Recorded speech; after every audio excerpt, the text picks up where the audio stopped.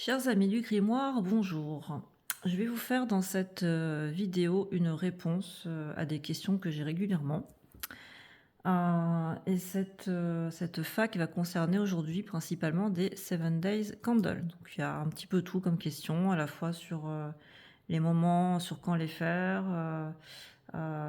sur si elle s'éteint, qu'est-ce qu'il faut faire, etc., etc. Donc c'est quelques questions qui reviennent assez souvent, que ce soit sur la boutique, que ce soit sur les réseaux ou autres que l'on me pose.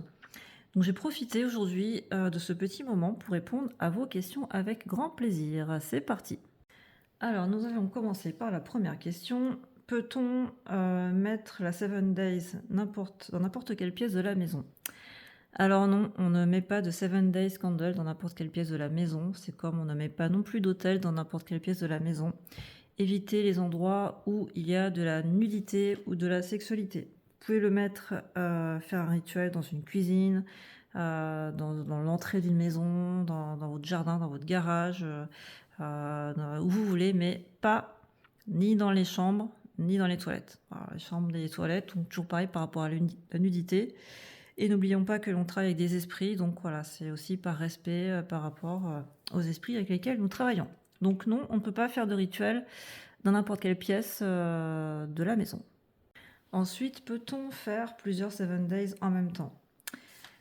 Alors non, on ne peut pas faire plusieurs 7 Days en même temps, pour la simple et bonne raison que, en fonction des 7 Days Candle, il y a des moments différents pour les faire, donc des lunes différentes, des jours différents, donc on ne pourra pas par exemple faire en même temps une bougie uncrossing qui va se faire en lune descendante et une bougie road opener qui va se faire en lune montante par exemple. Donc non, on ne peut pas faire plusieurs 7 days candle en même temps. Et en plus, il faut laisser un petit peu le temps au rituel de s'exécuter. Et ça, donc, ça va nous amener à la seconde question.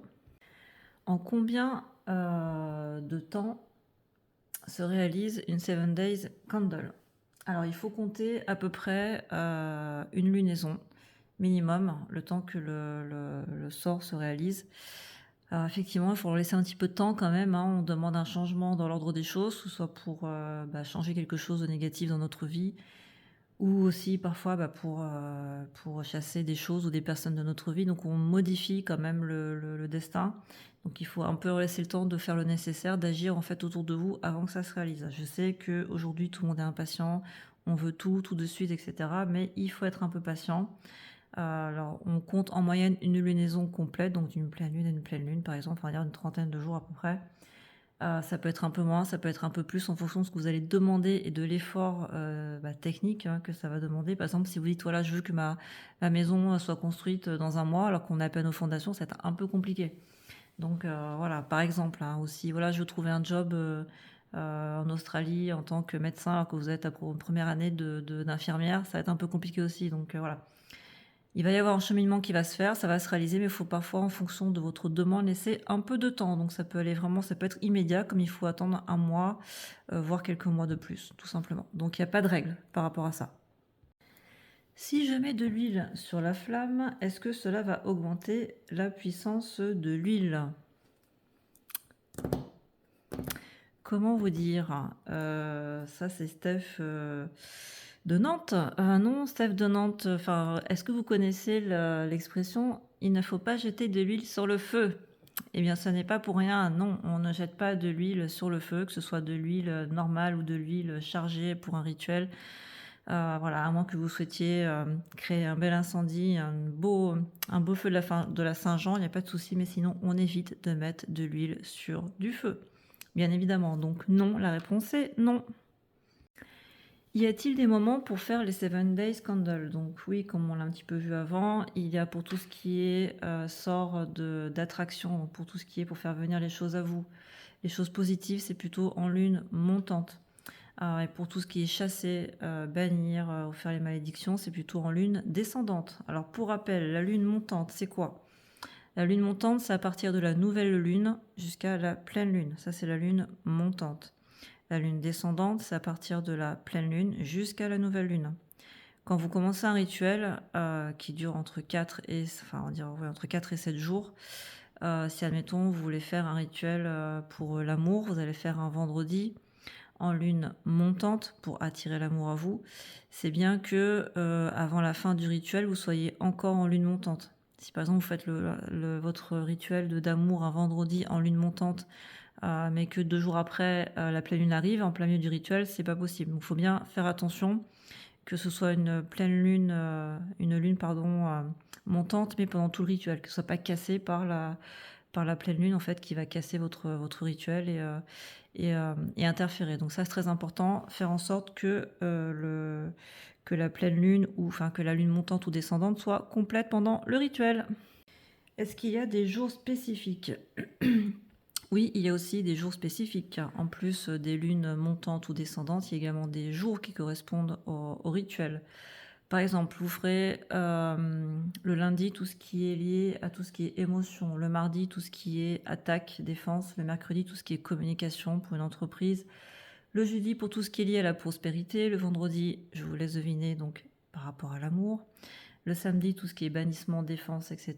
et le dimanche pour tout ce qui est demande de travail, communication, patron, etc. Donc oui, effectivement, il y a des jours pour faire des rituels en fonction des magies, que ce soit le houdou, la magie païenne ou autre. Les jours peuvent changer, vous verrez, ne soyez pas étonnés. En ce qui concerne le houdou, ce sont les attributs que je vous ai donnés juste avant. Voilà. Si ma 7 Days Candle s'éteint sans arrêt, que dois-je faire? Et bien là, on arrête tout. Clairement, si vous faites une 7 Days pour trouver un travail qu'elle s'éteint sans arrêt, il y a peut-être un gros nettoyage à faire avant. Si vous avez peut-être une saloperie sur vous, quelque chose, donc ça sert à rien. Si ça s'éteint, c'est que ça veut pas. Donc si ça veut pas, on arrête et il y a peut-être autre chose à faire. Voire en faisant un tirage de cartes ou autre, mais en tout cas, il y a quelque chose qui coince, donc ça sert à rien d'insister. Il vaut mieux faire un bon nettoyage. Ça sert à rien, comme je le dis souvent, de mettre du parfum quand on est sale. Là, c'est pareil, ça sert à rien de faire un rituel pour avoir quelque chose si on n'est pas purifié avant. Si vous avez une saloperie qui est sur vous, elle fera tout pour pas que ça arrive. Donc oui, parfois, avant de faire un rituel de prospérité, d'ouverture de route, d'amour ou quoi au caisse, peu importe, c'est bien de faire une purification.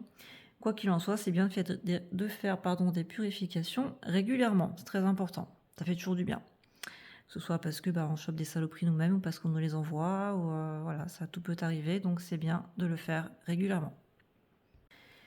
Quand je n'ai pas de cheveux ou ongles ou autre de la personne à qui faire le rituel, comment faire? Est-ce que ça va quand même marcher? Alors oui, vous pouvez éventuellement prendre une photo de la personne, écrire son nom, son prénom, date de naissance dessus et la mettre donc dans la petition paper.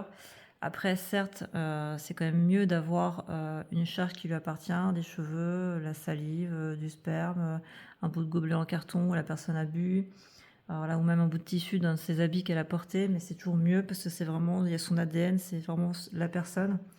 Après, si vous n'avez pas le choix, voilà la photo, puis un max d'informations, date de naissance, âge, fille 2 en mettant le nom de sa maman ou fils 2 en mettant le nom de la maman. Mais c'est quand même, c'est mieux d'avoir une charge. Maintenant, vous n'avez pas, écoutez, on ne peut pas tout avoir malheureusement, donc ça va quand même fonctionner. Ça sera peut-être un peu plus long, c'est possible, mais en tout cas, ça fonctionnera quand même. On n'a pas toujours tout ce que l'on veut sur les personnes. Un message de Raphaël. Je pensais que c'était plus compliqué à faire. Merci pour toutes ces infos, c'est cool. Merci Raphaël pour votre message. Effectivement, la sorcellerie, la magie, le houdou, alors oui, il y a des bases à respecter. Après, c'est accessible à tout le monde. Il faut essayer, il faut se lancer. Voilà, tant qu'on a envie de le faire, tant qu'on est curieux, écoutez, lancez-vous. Après, ce n'est pas réservé qu'à une certaine élite, contrairement à ce qu'on peut voir sur les réseaux. Tout le monde y a accès, tout le monde peut y arriver. Ce sont des méthodes qui restent assez simples. Donc, si vous faites un petit rituel de prospérité pour arrondir vos fins de mois, ou un rituel sur l'amour ou sur le sentimental par rapport à vos amours ou quoi au caisse, effectivement, ça fait toujours du bien. On a des moyens aujourd'hui d'améliorer notre quotidien. Donc voilà, ce serait dommage de ne pas les utiliser par ces petites méthodes, pardon, je n'arrive pas à parler ce soir, je suis fatiguée. Ces petites méthodes sympas. Voilà, donc oui, c'est pas plus compliqué que ça. Voilà, il faut quand même respecter certaines règles. On l'a vu, les lunes, les jours, etc. et certaines couleurs. Mais après, non, ça reste quand même assez simple et surtout accessible à tout le monde. Donc ne vous privez pas pour vous faire plaisir et faire des petits rituels. Alors, et là, c'est Manu qui nous demande, pour avoir un amoureux riche, est-ce que je peux mettre de la love drawing et money drawing? Alors, ça pourrait paraître logique quand on en parle comme ça. Love drawing pour l'amour et money drawing pour l'argent. Sauf qu'il faut faire attention dans ce genre de rituel. Si vous mettez la love drawing et money drawing, ça va, vous allez avoir un homme en fait qui va pouvoir vous demander de l'argent pour faire l'amour avec vous. Donc là, clairement de la prostitution. Donc on évite. Non, il y a des combinaisons comme ça qu'il faut éviter de faire. Donc non, on évite certaines. Ça c'est qui? C'est Nini qui nous demande ça. Donc non, Nini, ne mettez pas de la money drawing et de la love drawing dans un sort d'amour. Sinon, vous allez avoir des personnes qui vont venir vous voir pour moyennant compensation pécuniaire, pour avoir vos faveurs. Donc, on évite. Qu'est-ce qui se passe si je fais un rituel le mauvais jour? Écoutez, au pire des cas, ça ne fonctionnera pas. Voilà, après, c'est pas. Voilà, on évite, hein, bien sûr. Des fois, on n'a pas le choix, c'est sûr. On ne peut pas toujours attendre. Après, par exemple, voilà, si on a besoin si on a besoin par exemple on va dire d'argent, mais qu'on est en lune descendante et on n'a pas le choix, ça urge un peu parce que voilà, on a une facture à payer. Et vous allez quand même le faire un jeudi en lune descendante, hein, du coup, parce qu'on n'a pas le choix. De le faire un jeudi en lune montante pour avoir de l'argent, vous allez faire jeudi en lune descendante, sauf que la petition paper, au lieu de mettre sur la lune montante, voilà, l'argent vient à moi, j'ai des rentrées d'argent, etc., vous allez mettre un jeudi en lune descendante. Tous les obstacles, je n'ai plus d'obstacles autour de moi pour gagner de l'argent. Le chemin est libéré, tout ce qui me bloque est chassé. Voilà, vous allez à l'inverse en fait. Quand c'est en lune descendante, au lieu de demander pour attirer les choses, vous faites pour chasser les obstacles qui empêchent de gagner de l'argent. Tout simplement, vous faites à l'envers. Voilà, donc c'est la petite technique. Si des fois ça urge, on n'a pas toujours le choix. Donc oui, c'est possible, il faut juste traiter le problème à l'envers. Est-ce que je peux utiliser vos huiles pour des rituels avec les dagides? Oui, bien sûr, vous pouvez mettre des huiles de rituels que vous trouvez sur le grimoire des trois mondes, que vous faites vous-même, évidemment, sur des dagides.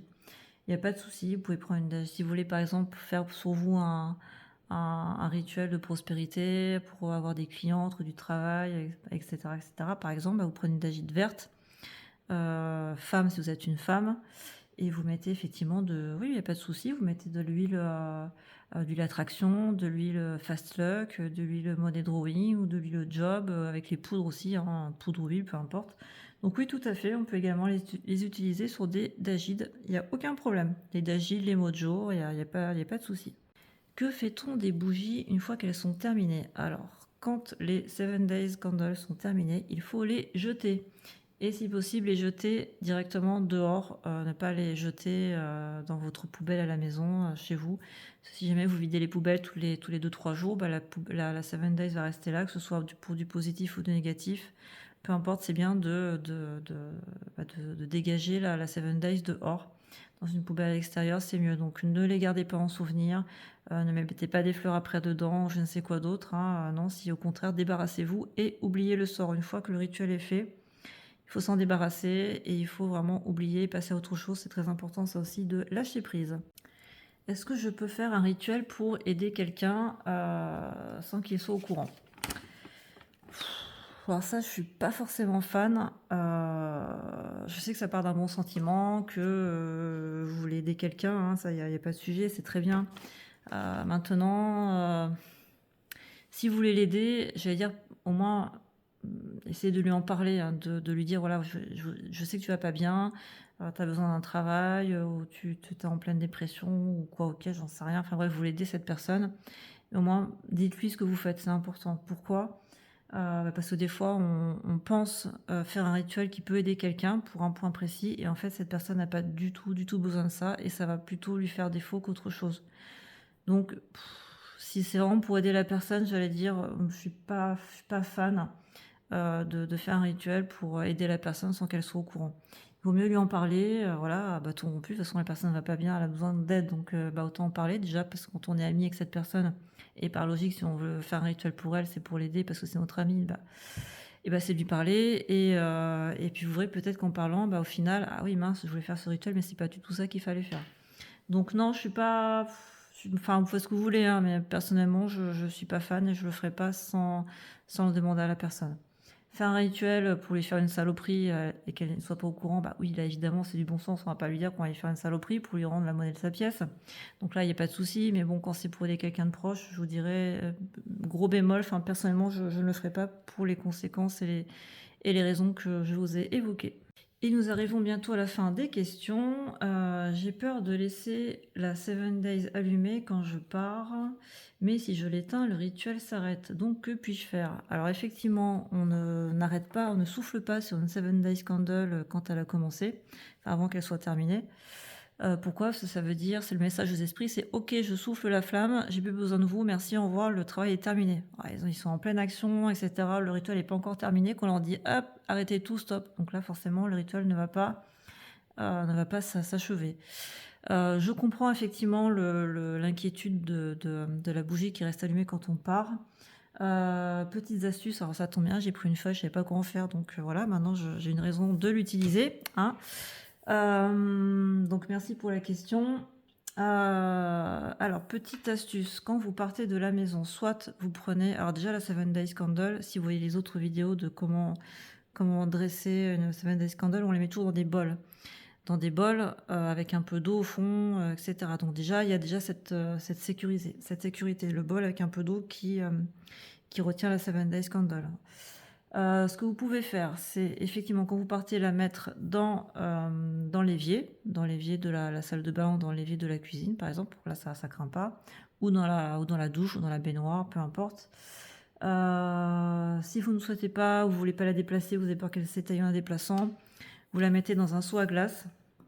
Prenez un seau à glace en métal, en terre cuite, peu importe. Vous mettez un peu d'eau jusqu'ici. Vous mettez au lieu de mettre le bol avec l'eau et la 7 Days, vous mettez le seau à glace avec de l'eau, pareil, les huiles, les plantes, etc. Et vous mettez la 7 Days à la place. Et là, comme ça, vous êtes rassuré. Il y a le seau à glace qui est là, ou le pot à fleurs, ou peu importe. Et au moins, vous savez que c'est sécurisé. Voilà pour l'astuce. Donc ça, il n'y a rien à craindre. Alors personnellement, c'est quand même pas mal d'années que j'en fais brûler. J'ai jamais eu de soucis. Donc il y a toujours le bol effectivement qui est là. Avec de l'eau dedans, donc si jamais elle devait casser, la flamme va s'éteindre dans l'eau du bol avec les produits. Après voilà, dans le seau à glace ça craint pas.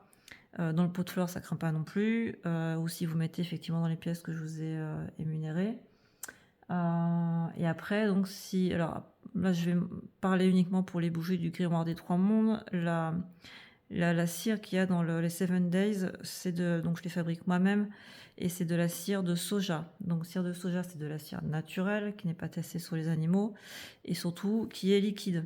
Quand vous allumerez la 7 Days Candle, vous verrez, il y aura une petite pellicule en fait liquide qui sera sur le dessus de la bougie. Et dès l'instant où la bougie commencera à bouger ou à tomber, le liquide éteindra la mèche. Donc ça, c'est une sécurité en plus. Alors, d'une part, je n'aime pas la paraffine, je trouve que ça sent mauvais et c'est chimique. Et effectivement, c'est sec, donc ça peut brûler. Alors que la cire de soja, j'aime bien parce que voilà, il y a la petite. Déjà, ça sent bon, c'est naturel. Et en plus, voilà, par sécurité, c'est un peu comme les neuvaines. Pour ceux qui connaissent, une petite pellicule de liquide au-dessus et ça éteint la flamme si jamais elle tombe. Donc voilà pour les petits tips de sécurité pour les bougies. Effectivement, je suis comme vous et je comprends quand on part, on n'a pas forcément envie de laisser la bougie. Donc voilà quelques petites astuces. Et dernière question, j'ai peur que mes chats jouent avec la flamme de la bougie et fassent tomber la bougie. Peut-on la mettre dehors? J'ai peur que mes chats jouent avec la flamme de la bougie et la fassent tomber. Alors si vos chats jouent avec les flammes de bougie, alors là, chapeau. Personnellement, mes animaux ont peur du feu, donc ils ne s'en approchent pas. Maintenant, pourquoi pas des chats qui jouent avec le feu? Alors peut-être vérifier si les chats ne sont pas possédés, peut-être. Non, je plaisante, hein, mais voilà. Enfin, écoutez, si les chats jouent avec le feu, écoutez, oui, effectivement, il faut mettre les bougies. Soit il faut pas mettre de bougies du tout, ou les mettre à l'extérieur, ou très très en hauteur qu'ils n'aillent pas, au-dessus d'un frigo, par exemple. Mais là, j'ai pas de solution. Si les chats jouent avec le feu, là, effectivement, désolé. Là, c'est Sab qui me pose la question. Désolé Sab, je n'ai pas de solution. Voilà, à part peut-être faire exorciser vos chats. Je plaisante, nos amis les chats, j'adore les chats, mais voilà, enfin là, j'ai eu le cas d'animaux qui jouaient avec les flammes. Mais sinon, effectivement, si ça devait arriver, ou même parce qu'il y a un enfant ou autre, hein, bah, vous mettez pareil la 7 Days ou la bougie, peu importe, tout en haut d'un frigo, par exemple. Alors là, vous êtes tranquille, il n'y a personne qui va y aller. Voilà, donc la vidéo avec les questions-réponses, donc la fac arrive à sa fin. J'espère que ces petites astuces ou quelques infos vous auront été utiles. Petite expérience que j'aime bien faire quand je fais des 7 days, ça c'est un petit truc en plus qui n'a rien à voir, c'est pas une question. C'est regardez, quand vous faites une 7 days candle, vous la mettez donc dans votre bol, sur votre meuble, peu importe. Et vous verrez donc quand les esprits donc font le travail, ils sont sur la bougie et la flamme est très très vive, elle bouge beaucoup. C'est intéressant et important de regarder comment se comporte la flamme pendant le rituel. Donc là, elle est très moche, ma 7 Days, mais voilà, on verra que c'est ça. Ce que vous faites, c'est à côté, mettez une petite bougie chauffe-plat que vous allumez en même temps, ou n'importe, hein, pendant le rituel, vous avez le temps, entre 4 et 7 jours. Et vous verrez, ce qui est marrant, c'est que même quand la bougie est arrivée donc quasiment à la moitié, la flamme est là, donc elle est protégée par la paroi. Et celle-ci donc est en plein air. Et bien étonnamment, c'est la flamme qui est ici va bouger, crépiter dans tous les sens alors qu'elle est protégée, qu'il n'y a pas d'air dedans. Alors que celle-ci qui est en plein air, elle ne bougera pas. Voilà, à bon entendeur, je vous laisse imaginer pourquoi. Donc évidemment, c'est le principe du travail, hein, des esprits. Donc celle-ci qui est chargée, etc., les esprits vont aller dessus. Donc la flamme va crépiter, va bouger, elle va être très très active. Alors qu'il n'y a pas de vent puisqu'elle est protégée par la paroi. Et ici, effectivement, la petite bougie chauffe-plat, eh bien, elle ne bougera pas. Elle sera là, la flamme sera fixe. Alors, à moins qu'il y ait un courant d'air, évidemment. Mais voilà, donc ça, c'est une petite expérience sympa à faire, que j'aime beaucoup regarder aussi quand je fais des rituels. Voilà, je vous souhaite de très beaux rituels, de très belles réalisations dans vos 7 Days Candle et peut-être à bientôt pour d'autres questions-réponses où je vous répondrai comme toujours, avec plaisir. À bientôt!